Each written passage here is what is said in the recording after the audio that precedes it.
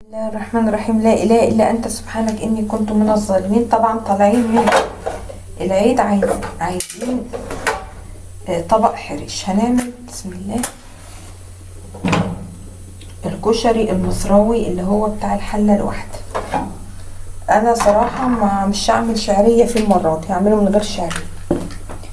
3 اطباق متساويه، من زي ما انتم شايفين كده، طبق مكرونه، طبق رز مغسول طبعا، وطبق من العدس. تمام. حطينا هنا سمنه وزيت، او زيت وسمنه، او سمنه وزبده، اي يعني ماده دهنيه عندك بتحبيها. اول حاجه بسم الله الرحمن الرحيم هننزل بيه طبق المكرونه.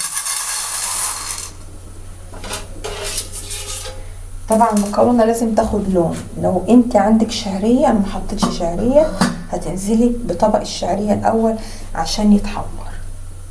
نبتدي بقى بسم الله كده.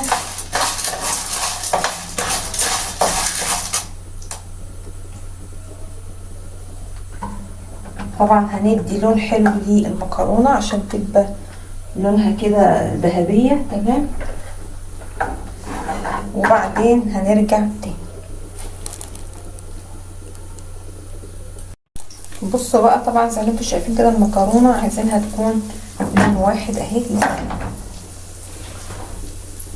واحط عليها، وده اختياري، معلقه من القرفه، ممكن قهوه، ممكن جنزبيل، كمون. ادي معلقه من القهوه.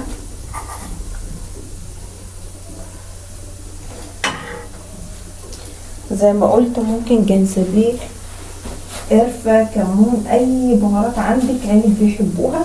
حط هنا معلقه من الكمون برضك تدي تيست. خلاص نقلب بقى.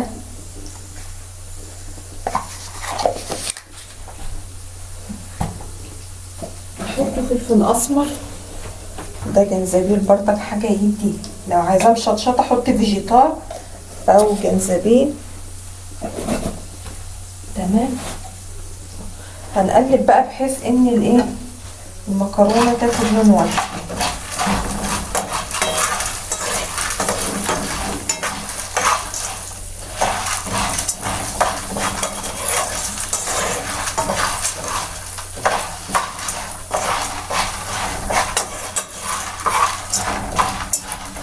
تمام كده. هجيب بس الملح واجي.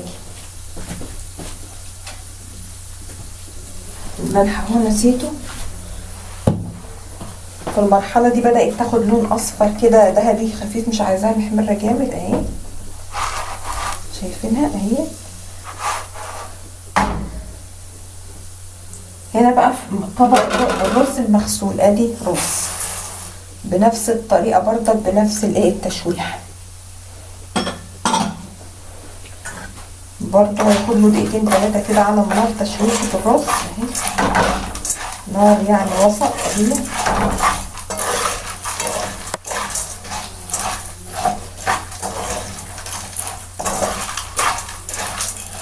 عندك بقى شعريه تمام، عندك لسان عصفور تحمريه الاول، الموجود عندك حطي. عندك مكرونه اسباجيتي حطي. الرز هيتشوح بس 2 3 وبعدين نرجع تاني. كده الرز يا جماعه اتشوح تشويحتين كده على النار اهي في السمنه او الماده الدهنيه. تغلب في الماده الدهنيه اهي. تمام.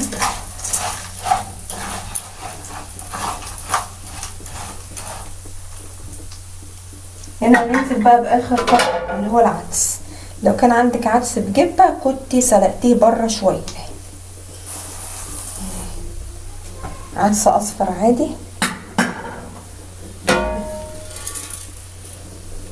برضو بنفس التشويحه في الماده الدهنيه اهي.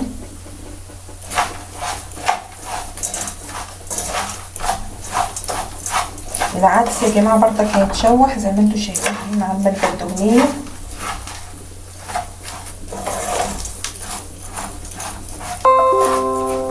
اهو.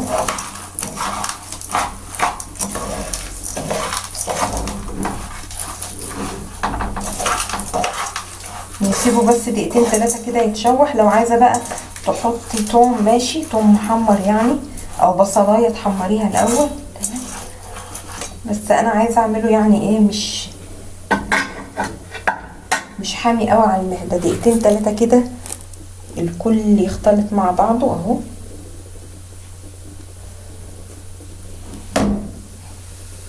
ونرجع تاني.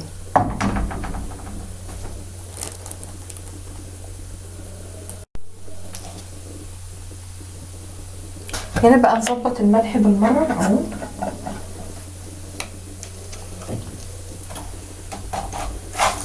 زي ما قلت هو كده خد مع بعض اهو. واحط عليه صلصه.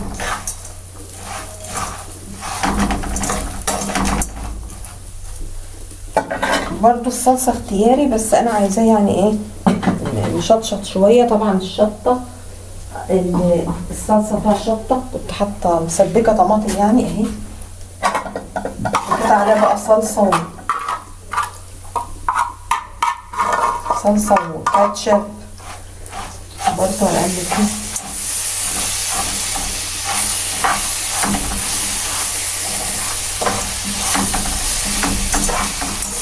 كتار فيجيتار وصلصه وفيجيتار وشطه.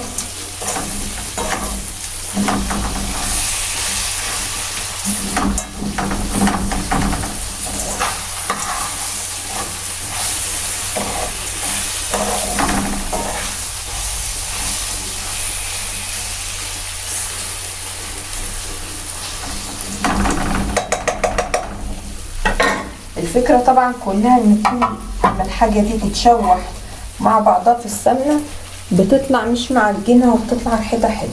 ريحة بقى سواء الثوم او البصل. حطوا بس هنا شوية مية. طبعا المية يا دوبك تكون مغطية الايه الحاجات دي، ما تكترش ميه زيادة عن اللزوم. طبعا لو عندك شوربة حطي شوربة فراخ او شوربة لحمة. هيتشوح بردك دقيقتين وبعدين نرجع تاني. كده خلاص ضمنا ان كله اتشوح مع بعضه اهو. المكرونة مع العدس مع الرز اهو. طبعا بدأت ريحته تطلع كده خلاص اهو. نبتدي ننزل بالمية. بسم الله. او لو زي ما قلت انا كده عداد النار.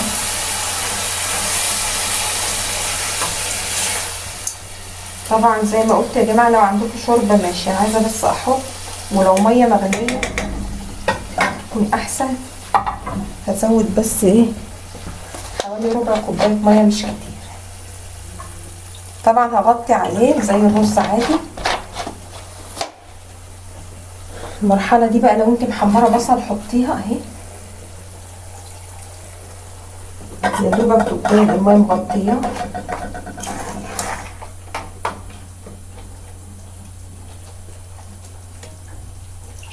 بس كده هغطي عليه.